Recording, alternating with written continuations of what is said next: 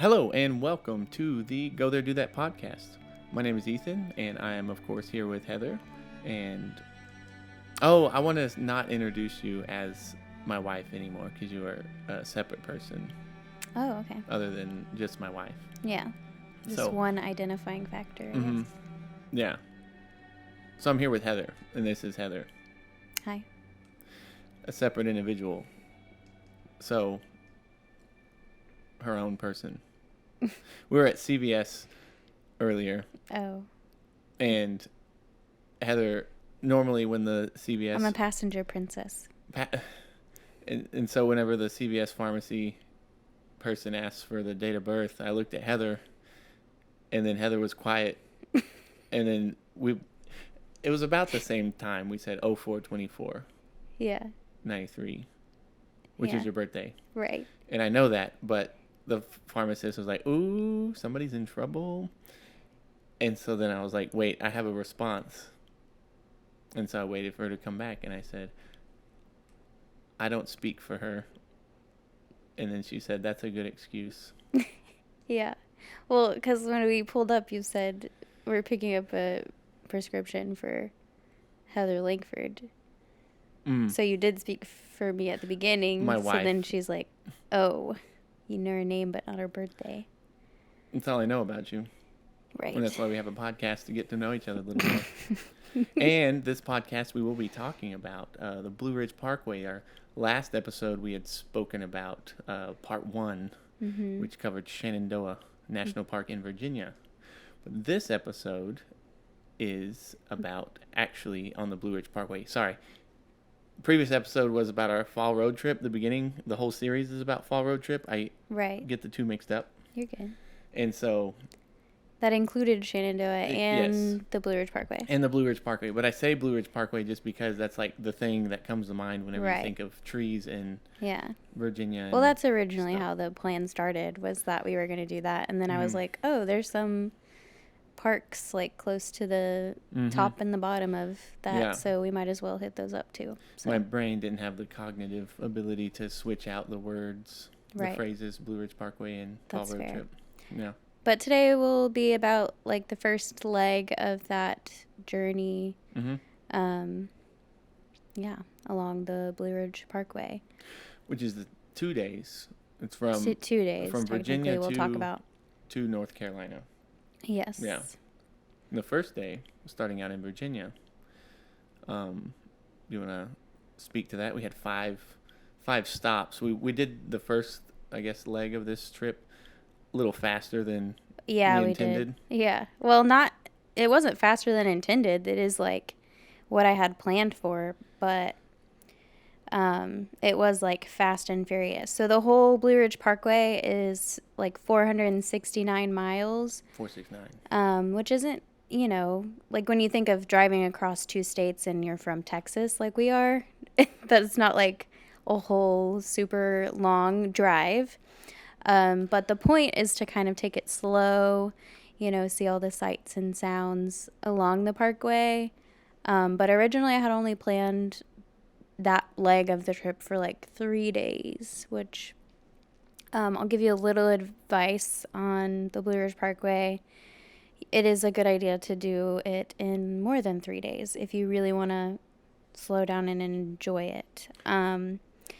So it is like the top speed on the whole drive is like 45 miles an hour. And in a lot of places, it's even slower than that because it's constant, winding twists and turns. Yeah.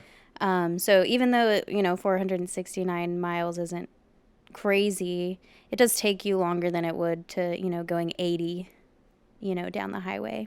Yep.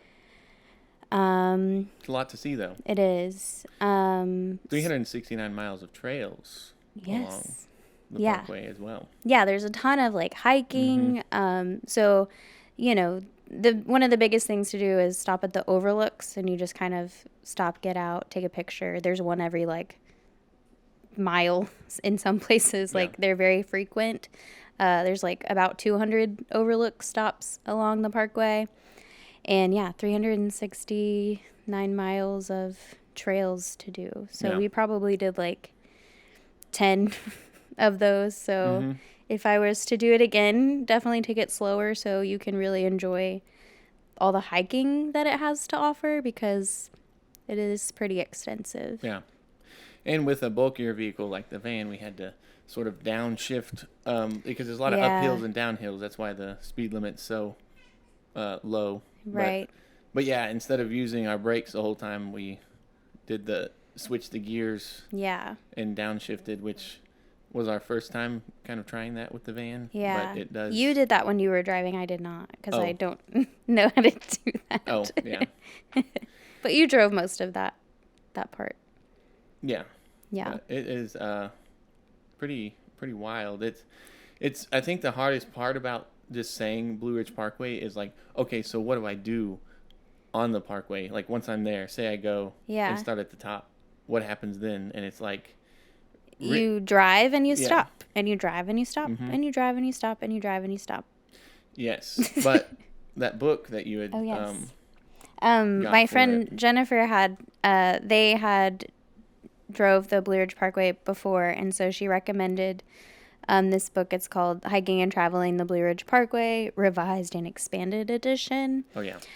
But it was so helpful because in planning, but also I took it with us on the trip.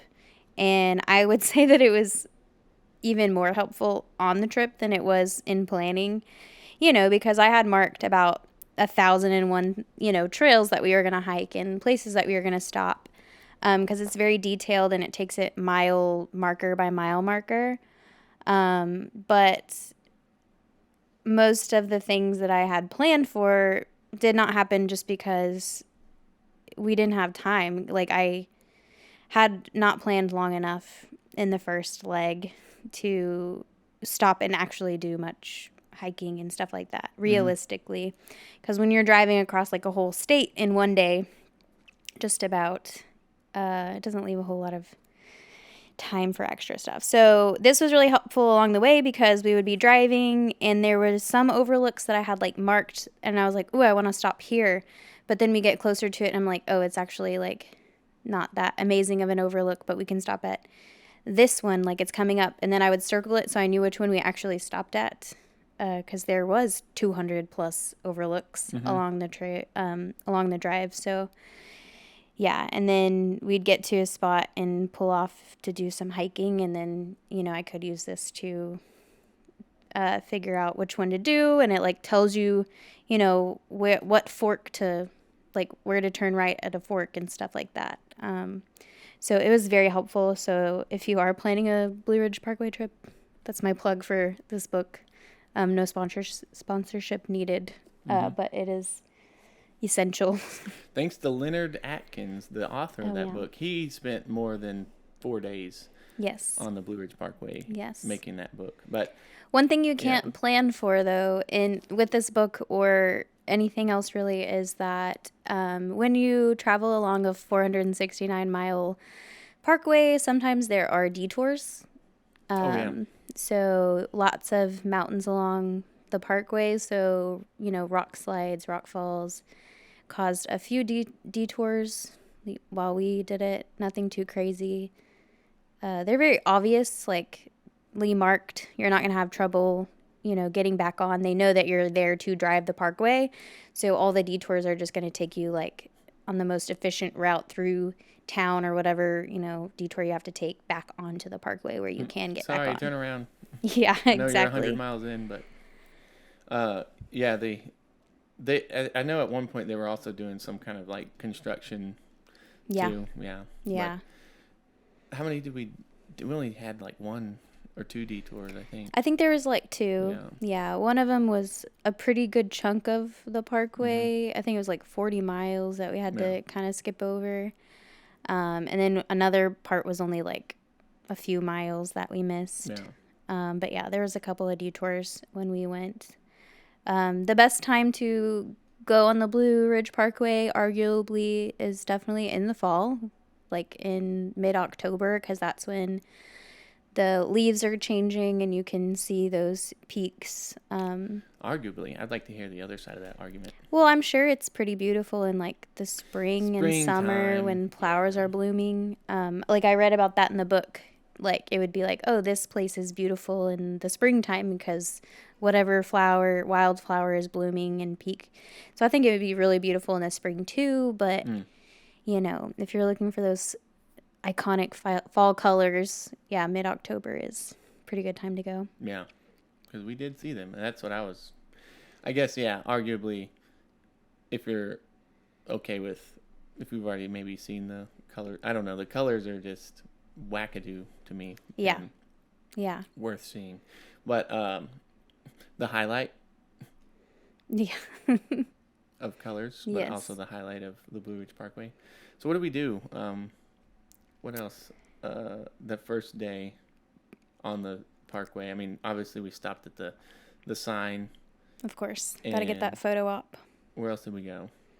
Well, we came from Shenandoah, and it, like, Skyline Drive in Shenandoah connects with the Blue Ridge Parkway, like where it stops or starts. And, well, I guess where it stops if you're driving south to north, at this place called, like, Rockfish Gap. And then you can stop and take your photo with the sign that says Blue Ridge Parkway. But there's a lot of signs along the Blue Ridge Parkway that say, like, Blue Ridge Parkway. You get reminded. Like, anytime you get off and then get back on, there's usually a sign. But that's kind of, like, the north entrance of it. And you also, like, before we started, we went off a little bit to get gas, but also for some drone opportunities. Yeah, get some airtime. Yeah. Because the National Park Service, you're not allowed to take off within their boundaries. Mm-hmm. You are allowed to fly anywhere. They don't own the airspace. Mm-hmm. Not encouraging any sort of misuse and drone activity, but it's more important to just take your drone test, Part 107 FAA license for commercial use. Yeah. But that's nerd talk. Yeah. I flew right at the entrance, and you kind of get the vibe of... Yeah, it's the same landscape. Yeah, same landscape. And then it's just good for B-roll footage and stuff. But, and that's the thing with traveling with me is I will make you follow... You did tell me about the rules, but I know about them too. So I will make you follow the drone rules because I don't want to be that person. Mm-hmm. But there's also, like, a ton of places, like, we did that right at the beginning, but then we'd get to, like, a peak area... And we'd get off, like, in the nearest town and go stop somewhere where you could take it off. Because, again, like, the parkway's along, a lot of cities and, little towns and stuff. So it is pretty easy to get off and get back on. And so you can get off and go get those same peak colors, but just, among the town and in some of those areas instead of on the parkway. Yeah, and with drone stuff too, even if you have, like, say a drone that isn't it's lightweight or something, you can fly it anywhere.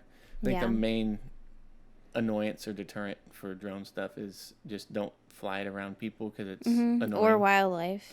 Right. Yeah. Like, because the birds will be in the sky, and that's birds are gonna bird, yeah. Yeah, but yeah, just don't. But don't fly up to an eagle's nest. Right.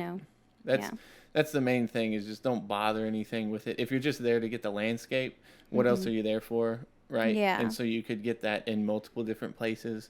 That goes for any, like, national park or anything. Like, if you just want to get the vibe of it, that can be done not at the place exactly. Right. Because it is, I mean, for me, I try to, well, both of us, we try to be kind of respectful, covert, and low profile in our way of traveling and not too obtrusive. Yeah, nobody wants to be, at an overlook enjoying the beautiful scenery, but also, like, it is kind of quiet. You're out, like, you're close to towns and cities all along the way, but you're also kind of packed in by, like, mountains in a lot of areas and stuff. And so nobody wants to hear, be enjoying that serene moment, and then all of a sudden you hear the zzz of the drone taking off. It's annoying. Yeah. And it takes us a whole year to, like, talk about it too afterwards, because we don't like talking about it at the place. That's what I try not to hold when the people are around. Oh yeah. We try not to, because it is distracting. Like, there's other people enjoying that there too. I'm enjoying it there too, so it's hard for me to, like, turn the camera on and be like, hello, today we're at blah blah. Yeah. What's up, guys? Yeah, it's hard. I did do an okay job, but I always wait until like no one's around. Yes. But on this trip particular, I did like try to Mm-hmm. do like keep up with like our Instagram stories and stuff like that. Yeah, we went crazy. Yeah. I did try, but Yeah. the thing with me trying is there has to be no one around Mm-hmm. because I get embarrassed. We had a lot of time in the van to, That's true. like Yeah. do all that because I don't know how people do it. I mean, I guess they're mostly with cell phones. Like your cell phone can do a lot, but Oh yeah. That's like, what I was doing my yeah. stuff on. Yeah. I just do all this fancy camera stuff, and it's like, It looks very nice. yeah, It's worth it. You don't have to down on it. And I guess we'll get back on track. So, our first day we drove, basically, we stayed in Virginia the whole time. So we started around Shenandoah. We ended in Roanoke, Virginia. I could do the math, but I don't. We probably drove like 130 miles or something that first day. On the first day, we stopped at like 5 overlooks. Because again, there's just like a ton of places to just, come out. And I only counted the ones that like we stopped and like got out at. So I didn't like circle the places that we just like stopped at because we were like, let someone pass us or we just like wanted to take a quick look. But there was lots of places that we actually got out at. Yeah, each overlook has its own like name. Yes. Yeah. So yes. that's why it's not like overlook mile 100. Like it's each one of them has its own like Yeah. history behind it, which is all in the book. Yeah. But that was the coolest thing about it was the mile markers that it had. Like at this mile, you're going to see This exactly. Yeah. Mm-hmm. And the first place that we stopped besides, the photo op at the sign was called the Humpback Visitor Center. I was really disappointed that there was no humpback whales, but, we were not on the coast, I guess. Yeah, it's the whole reason why we went. But if I remember correctly, I think it's called that because of these, like rock formations. But it was just, like, a cool, old-timey looking, like, old buildings, pioneer-looking stuff. Talking about the gas station? No. The Humpback Visitor Center. Oh, right. Okay. Yeah. Yeah. Yeah. There wasn't like a whole lot to see and do there, but it was a good first place to stop. It was only like 6 miles in. That's right. That's right. Yeah. Yeah. Okay. And that's where we used the film camera. Do you want to hold it? Sure. You took the first Yes. photos. That's something I gave you because we had. It's like my project. Yeah. Because I have a vintage like film. Well, I guess it's not film camera. It's just film. Oh. Well, it doesn't like record videos. It's just like a picture film camera. Oh, when you say film, it's like interchangeable with like video sometimes. Yeah. Yeah. But yeah, it takes photos. Cool. And they had like a very real cool vintage look. But we thought it would be fun with like the fall. And then also it was like a lot of the things along the route were old looking, like pioneer days. So a lot of the pictures turned out pretty cool. I also had a 8mm camera that back in 2016 or 2015, me and my dad were at like a pawn shop and it was there for $20. And it's from like the 50s. It's not super 8mm. It's 8mm. Yeah. So I had to thread the film through everything, and if you expose it to light for too long, it'll just burn up. Yeah, you would like go in the shower in the van to make sure there was no light. Yeah, because it's called a 888, because you film on one side and then you flip it over and then run it back through so you can do it twice.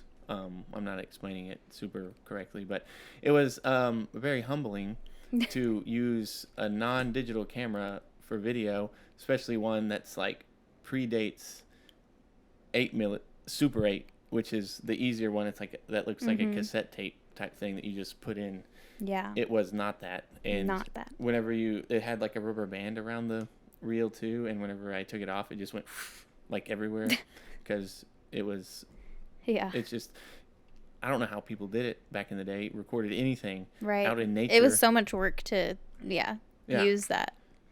It was stressful, Yeah. but that's the kind of stress that I put on myself to see. Just to see. Mm-hmm. It was fun. It was like the perfect trip to like try that out on because it was a van trip, not like a trip with flights. Mm-hmm. So we can bring a couple of extra things with us and not be worried about, lugging them around. But yeah, I think is this one that we got from Alex that gave us, our friend Alex. Yeah.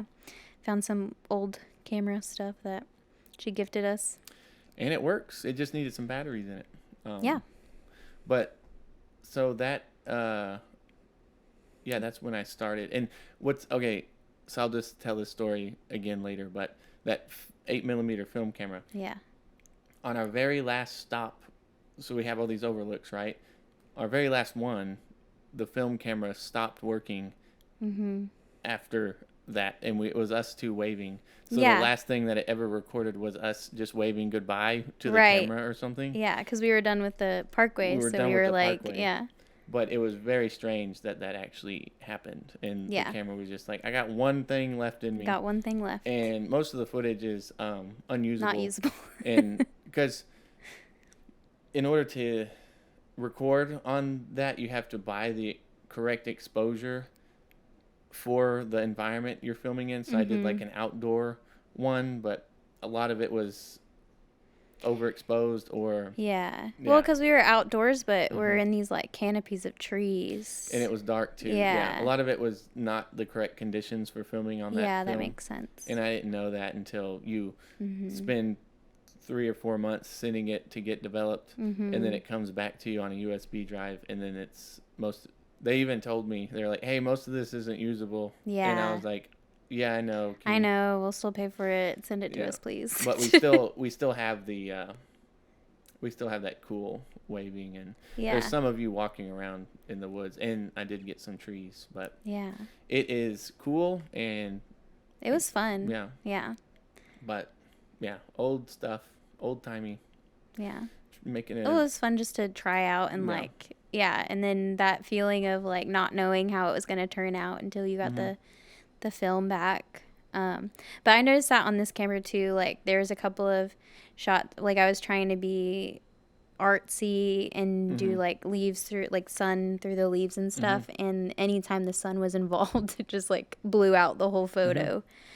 So yeah. Same with the darkness, Yep. So film is hard. We're spoiled with digital, but I'm still willing to try out, go back and realize how far we've come. How much easier our lives are now as far as that goes. Yep. The next stop that we did was the cool gas station place. So we actually got off the parkway in a place called Montebello, Virginia. And I did find the place in the book because it will tell you like where to get off and stuff to go to these certain trails. And I really wanted to go to this place called Crabtree Falls. But I didn't realize that we were going to be like getting off the trail, or not the trail. I keep calling it a trail, but off the parkway to get there. I just assumed like everything in the book was on the parkway. But you do get off at that, whatever it is. I did write it down. Mile marker 27.2, VA Route 56 to Crabtree Falls. But it had a cool gas station and a really beautiful trail. What did you think of the gas station? It was nice. When I went inside, there's just people having talks about just the cool, random, boring stuff that like small town folk have. And they're just like, yeah, I heard that there was a bear out here. Yep. Yeah, but what about the actual like gas pump? Oh, it was the old timey thing where you like flip the. I'm surprised they didn't pump it for you. Right. Yeah. Like in the old days, but yeah, that's. it doesn't turn on until you flip this like lever and it starts pumping and yeah, that was interesting. Yeah, it was a cool little place. And all the like land and stuff was just like gorgeous out there. Like that was one of those places where, not knowing anything about the area, we're just like, I could live here, it's beautiful. And there's like a lot of Airbnbs and cabins you can rent too that we saw. Yeah, that was cool. All right, and then after that, was it the that was day one. Yeah. So we stopped at the Peak of Otters Lodge area, Peak of Otters Lake. We wanted to grab lunch there or dinner, but it was like packed. It was very busy. Oh yeah. So we had Sammy's in the van. That's short for sandwich. Yeah. But that's the nice thing about the van, because there were some times where we like wanted to stop because we're just like tired of eating, our food. And there are plenty of places to stop, especially if you get off and go into a town. But it was nice when we ran into situations like that to be able to make Sammy's in the van. But that whole area is just like gorgeous. There's like a lake area in the middle. And then all these beautiful trees, fall colors around it. But we went up to Sharp Top Mountain on Sharp Top Trail at sunset. Yeah. Which was an adventure. Day one. So we drove so that stop is about 86 miles in. So we drove 86 miles, which doesn't seem like a lot, but it took us a whole day to get there. At 45 miles an hour. And then we were like, time adds up. Okay, we got to do this trail that's 3-4 miles at sunset, straight up. Yep. But we really wanted to beat the sunset to the top, which was difficult to do when we got there at almost sunset. Well, yeah, we were because we were trying to eat, trying to figure out what to do, and then we were like, well, we have to do this trail because we won't do it any other time. Right. So actually, there's a video on our YouTube channel of it, but it was really cool to see at the very top. We got there right at sunset, and the sun was maybe the first time it felt like we were parallel as far as elevation goes with the sun, the horizon and the sun across the landscape. So that was a really cool photo. And you also got a photo on the film camera of it, but that was. But it was cool. Exhausting to get up there because we were trying to beat the sunset, so we were literally sprinting up. And then also I remember before we left, I was like, should we bring headlamps? Because when you hike at sunset and it's not a super short trail, you're going to be hiking back in the dark. So we definitely should have brought headlamps, but we didn't because you were like, we don't have time to turn around and get the headlamps. But we were we do not have time. We were in the parking lot. Yeah. When I said that, I'm pretty sure. We weren't that. Yeah, but we had started a little bit up, and you were right. We didn't have time. If we would have been a few minutes, then we would have missed. Yeah. We got cell phones that offer no light. That's what we used. Yeah, it was our cell phone flashlights to get back. Yeah, but. Yeah. That was really in cool. Bear Country. It's fine. Yeah. They were all. We didn't see any. It was fine. Hiding. Yeah, that was a fun adrenaline-soaked. It was. Adventure hike up, straight uphill. Yeah. And then we drove into Roanoke from there. That night we stayed at this place called Explore Park at Don's Cabins. That was the one time we didn't stay along the trail technically. We got off. But it was because there was no availability for camping in that stretch. So we would have had to go even further down to get, a place to camp if we were going to camp along the parkway. So that's one thing about campgrounds is that there are quite a few along the parkway to stay at. But some of the more popular ones fill up pretty fast. So you might have to get a little creative. Yep, Don's Cabin. That's the thing though. There's so many other. There's tourist season. Everybody has a thing set up. Oh yeah. Each spot along the way. Yeah. When you get closer to like the major cities, that's when things seem to like fill up more. Yeah, Like, right. Because Roanoke is like the one city in Virginia I've ever heard of. So yeah. we were in a pretty popular area. But yeah, that was the first day of the Parkway. So then day 2, we got up bright and early. I don't know if we actually got up bright and early. Oh, one thing about the place we stayed though in Roanoke, it was very nice because that was like, it was kind of like a RV park type place. And so the showers were very nice. And that was like, sometimes when you're on a road trip staying, especially at national parks and stuff like that, it's always nice to come across a really nice, clean shower area along the way. Take advantage. Yeah, absolutely. Yeah, that was good because showering it is possible to use the van as a self-contained facility for everything. But when we have the option, we usually shower elsewhere because it's just a lot.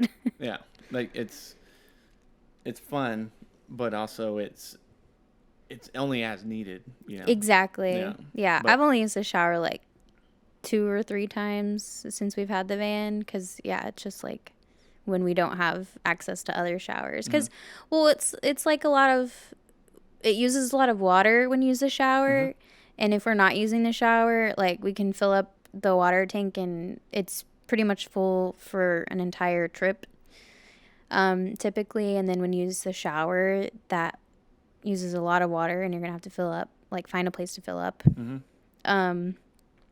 And then also it takes a while for the water to heat up. So whoever's the first one to shower is probably going to take a little bit of a cold shower. If you didn't wait long enough. Very chilly. Which is usually me because, Smoosh is talkative, our cat. He's been... So, yeah, I'm usually not patient enough and then I take a cold shower. But, yeah. Plus, it's, like, very comical. So, I'm only 5'3", so the van shower is doable for me, but it's still kind of a tight squeeze. And then imagine, like, you, Ethan, like, you're 6'3". I don't have to imagine. So, I know, but, like, when you stand up in there, your, like, neck is, like, tilted. Contortionist. Yeah. Yeah, just fold myself up. Yeah. And it's... You've only used the indoor shower, like, once, and I think it was on that trip before we got to those showers. Sure was. Yeah, because I remember laughing about it. Yeah. Yeah, it's just all the resources you have. Like, the propane heats up the water, but you're using up propane every night to stay cool. That's true, too, yeah. And so you have to kind of balance keep that all that out. in mind. Unless you want to go to Tractor Supply every 5 seconds. Yeah, we usually do make a couple of Tractor Supply trips on that type of trip, but yeah. You're only supposed to fill up a propane tank up to like 2/3 or something. Yeah. But I swear they fill it up as like much as they can because we've been using a lot of propane and we're like, where is this? Like we can check the gauge and it's always like maxed full out. Yeah. But yeah. And the shower in the van is what you call a wet bath. So the toilet and the shower are like in one contained space. So it's small. It's compact. Yeah, it's useful, but not comfortable. It's efficient. Oh, O'Malley is upset about something. Mm-hmm. So, anyways, so the next day we got up all fresh and showered, and then we went to the saddest trail I've ever been on. Well, because I was like bummed because I did want to do more hiking along the parkway than we like wound up doing. And so, we had done the one trail the day before. So I was like, okay, maybe we can try to squeeze in some hikes, but obviously they're going to have to be kind of short because you're traveling 100 miles a day and then also trying to hike, stopping and eating. You can only go 40 miles an hour. And so we stopped at our first stop of the day called Rake's Mill Overlook Pond. And it did say that the trail was 0.1 miles long. So, like, I know that that's not long. 1/10 of a mile, though. 1/10 of a mile. But I'm like, to me, I would think that, like, I wouldn't see the end of the trail. Mm-hmm. Like, you would at least go a little bit into a trail and then back, right? But it was the saddest trail. 1/10 of a mile is the lowest measurement that he has in the book. I guess that's true. And so I think that's why he had to do it that way. It was literally like, you count your steps, and it was 30 steps. Oh, we did. I think we did count, yeah. Yeah. Yeah, from the top to the start of the trail to the finish. It was basically like from a parking lot to a little like place to look over this river. You could throw a rock farther than the trail went. Yeah, and it was just like a little dam looking thing. Yeah, it was literally just. Yeah, but I was like so driving. excited for it. Mm-hmm. And yeah. Sad. So there are definitely some more impressive places than others along the trail. Mm-hmm. Yeah. Mm-hmm. So, according to you, though, you're guaranteed to be disappointed at least once, though. Probably, yeah. Yeah. But it's just because there's such a variety of things to see. You see this awesome horizon sunset, right, the night before, and then you go to this trail and it's like, wow, what else does this have in store for us? And then you show up and it's like, well, that was 30 seconds, 30 steps, and it was not refreshing, I guess. Yeah. No challenge. Yeah. And it wasn't even ADA accessible. It had steps. Yeah, it's like steps. Yeah. So, yeah. But then we redeemed ourselves. We went to an iconic stop along the Blue Ridge Parkway called Mabry Mill, which is like the place that you stop along the Blue Ridge Parkway. Like if you Google it, you'll see the mill. Yeah. But yeah, it has a really great place to eat breakfast. So we did wait like an hour to eat breakfast there, and it was worth it, I'd say. Mm-hmm. Well, because there's like things to do around the restaurant too, so like you can walk around the mill, and this like, again, it was kind of similar to like the Humpback Rocks place where it has like these old historical buildings, but this they had people more intuitive. You could actually go inside of the place and see the tools that people use, that the settlers of the area, and there's like volunteers out there. They're making broomsticks. Okay, like, I was like, I know you talked to all of them. They were weaving broomsticks together, and they talked to me about how back in the day when somebody needed like a house or something, the surrounding people would just show up and help build the house in like 1 or 2 days, like the cabin, and then they would just go back to their, because you would meet up at like a church or something and know your neighbors, and then be like, all right, I'm gonna go back to my 5 million acres of property, and that's kind of how they knew what was going on with each other. And but building a house in 2 days just seems impossible, but it is possible when you have all these mountain folk wander up to your property, and because I guess they talked like it was quite the time. They were reminiscing. I guess were they alive then? Well, they were saying it was good because they weren't alive then. It was settling. I don't know. They were ghosts I was talking to. They weren't volunteers. It was. I know they were older. Yes, I had to chauffeur them into the land of the dead. And they needed one more conversation before they could be at rest. And it was nobody else would talk to them. It's people making broom handles. Brooms. Yeah, but their blueberry pancakes were very good. Not made by ghosts. Not made by ghosts. Yeah. Yeah, that was a fun stop.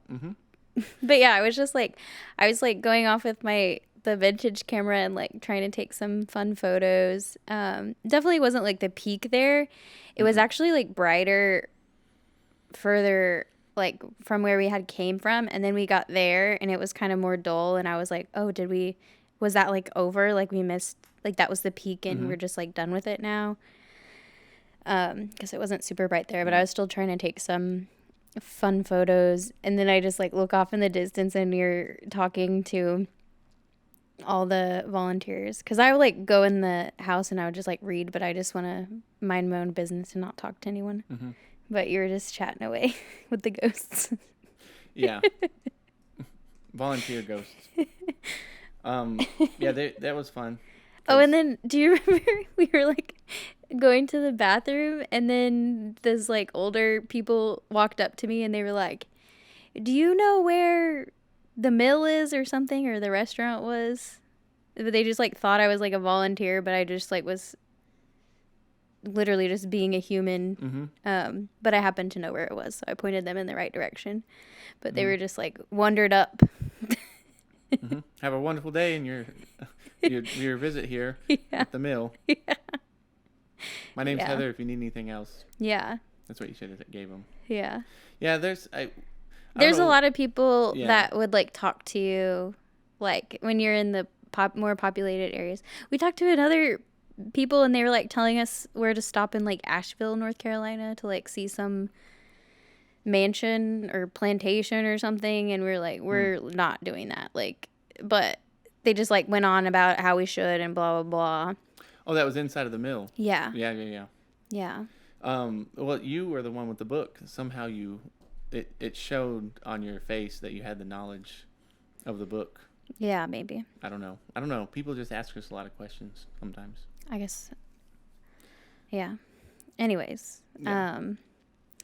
Well, after that, after that we drove for a long time. Like it was a lot of driving that day. Like basically we did that in the morning, and then we drove and stopped at like 8 overlooks throughout the day. Mm-hmm. But we drove the whole day. Like there was no hiking. There was no time for hiking because we had to make it to where like we're staying that night. And so we drove through the rest of Virginia into North Carolina, past like the midpoint of the parkway. So like it was day 2 and we already passed the midpoint of the parkway. So we were flying through it, which is like not really how you're supposed to experience the parkway. No.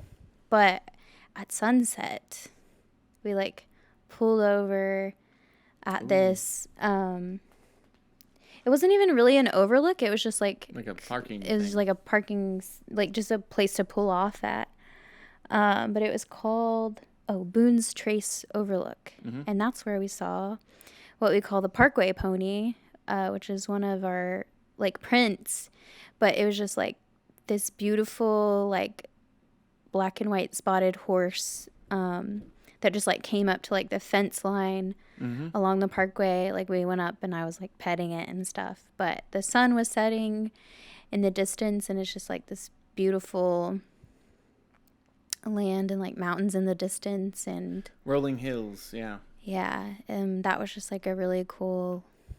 I'm glad that we had that moment, because I was kind of like bummed about not hiking more that day, and like, are we even doing this right?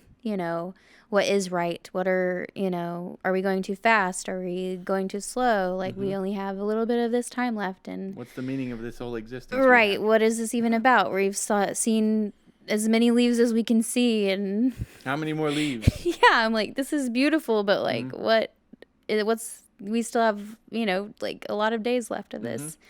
And it is a little monotonous, but, and then, we stopped and we saw the Parkway Pony. And this little innocent aspect of nature just wanders up and says, hey, guess what?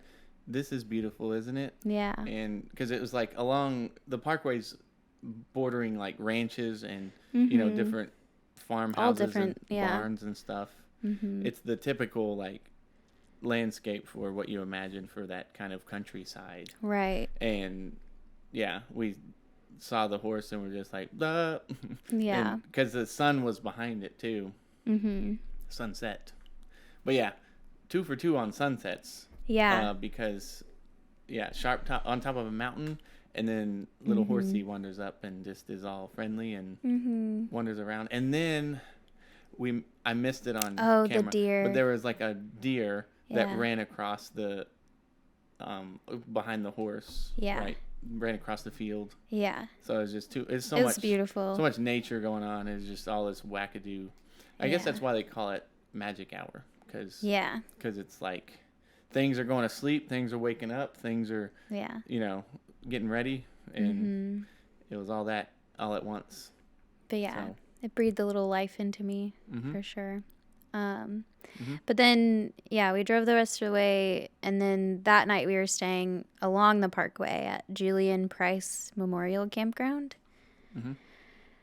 Yeah, but it was like dark when we got there, and there was literally, that place had like so many hikes that I saw in the book, and I wanted to try like a bunch of them, but then like the next day we were going to have to leave and get to the next, place that we were staying, and so we got there that night, and then we were like, okay, like something, like at this point we're almost doing this just to say that we did it, but we're not like enjoying it. Like we're missing out on like these hikes that we want to do, and like, I know that you're like seeing a lot, because that's the thing about the Blue Ridge Parkway is you can really like enjoy it no matter what your ability level is, because I mean there's like, I'll be honest, there was a lot of like older people driving it, but it's because it's like perfect for like old people, because you can just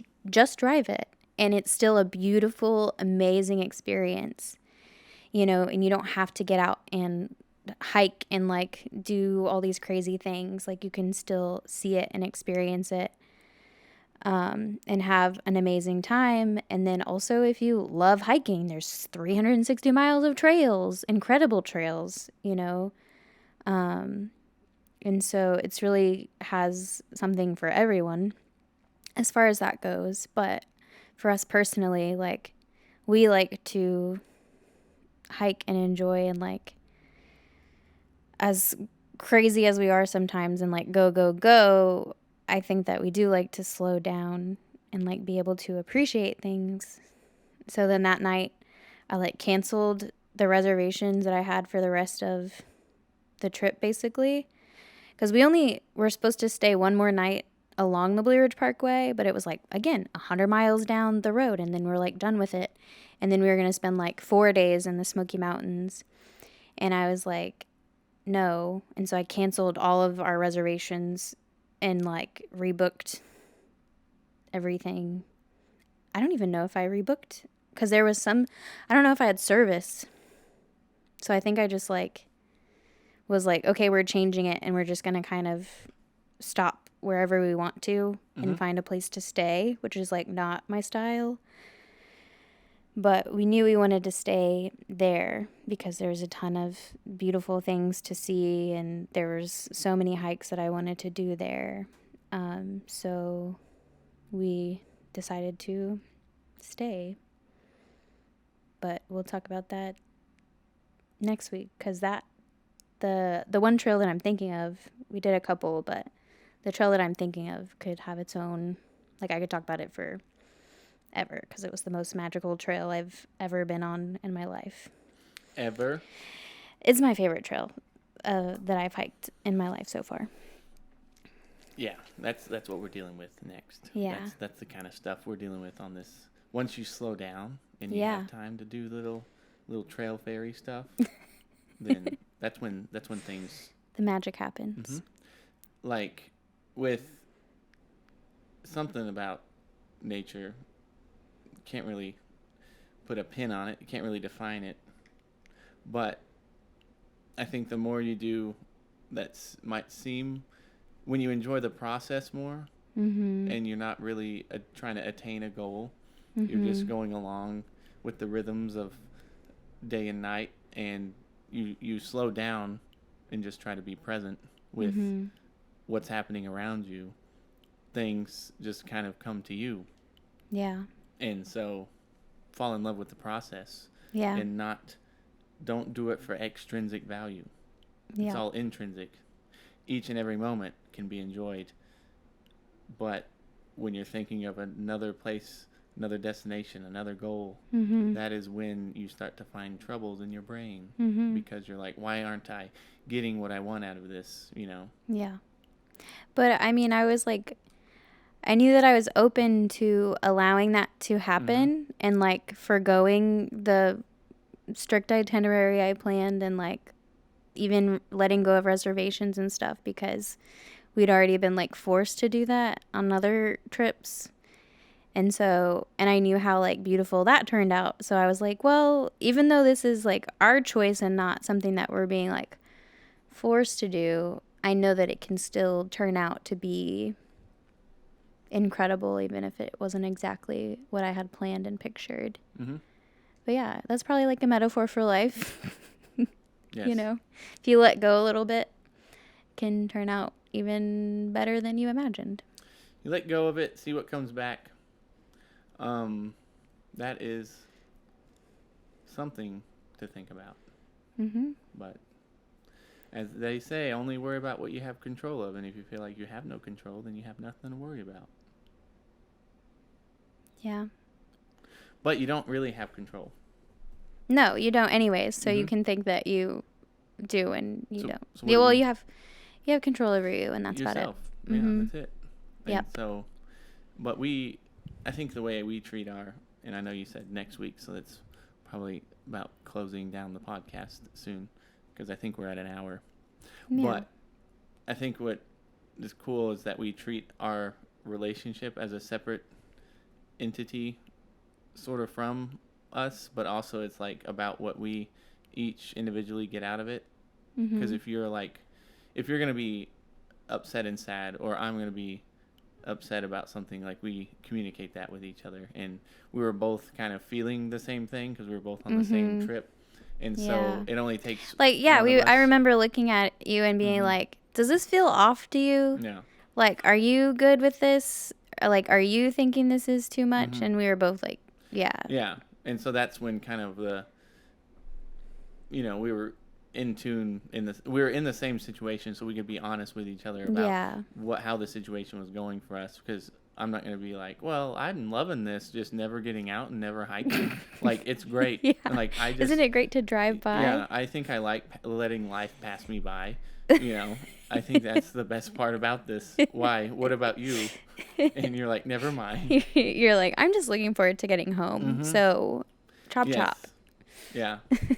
Like, that's what's cool about being in a box. But I mean, what was difficult? Yeah, right. You kind of get somewhat in sync. But what was hard about it too, though, is knowing, because we were still like limited. Like, we had X amount of days to do this trip. So knowing that you're changing that means that you might be letting go of something else. Yes, but that's something else we didn't know. You don't know what it is. We didn't know what it was. And you know where you are right now, and you know that you have all these things you want to do here in this Julian Price Memorial Campground. So, yeah. Yeah. I guess that's about like being in the present and not worried about we have no control over the future. Yeah. Yeah. I don't know. Life is confusing, but it's also the most beautiful thing we could ever experience. So, take that as you want to. Yeah. Okay. So that was Fall Road Trip Part 2. Next week we'll talk about the rest of our time on the Blue Ridge Parkway. That wasn't all of the Fall Road Trip. There's more after that, but it is the remainder of our Fall Road Trip. Or, I mean, our Blue Ridge Parkway experience. You want to close this out? What do I say? Thanks for listening. To go there, do that. And we'll see you next time. That was wonderful. Good job. Okay, perfect. All right. Thanks. So long. I was about to start singing this theme song. Meh.